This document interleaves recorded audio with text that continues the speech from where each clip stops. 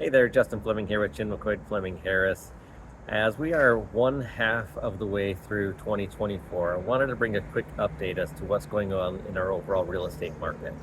I wanted to take kind of a macro view from our overall MLS and then dive into Park City and then further down into the Park City limits just briefly.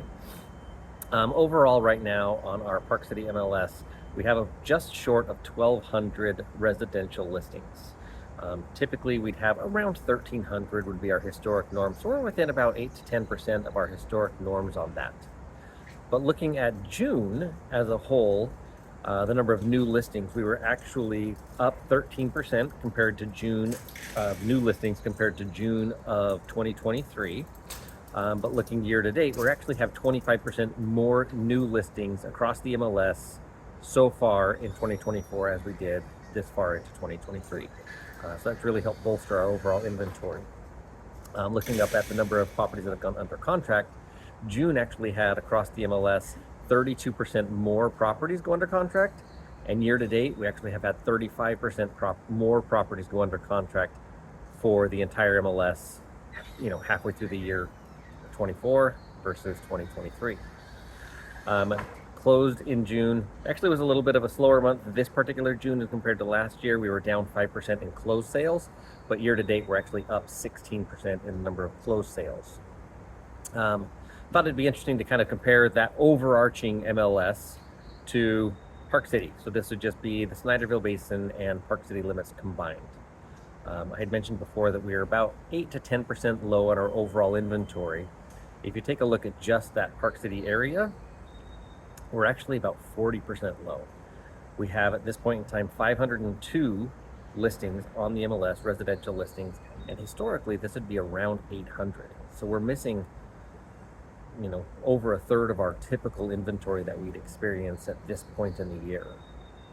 The number of new listings was actually down in June of 24 compared to June of 23. However, up 22% so far year to date. So overall inventory is growing slightly, but not very quickly. And part of that is because the number of properties that are going under contract.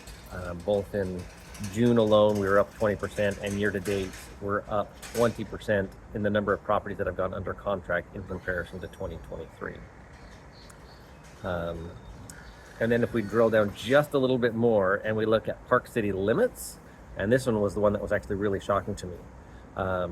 Overall inventory made mention that that's about 10% low. Park City area, somewhere around 35 to 40% lower than historic norms.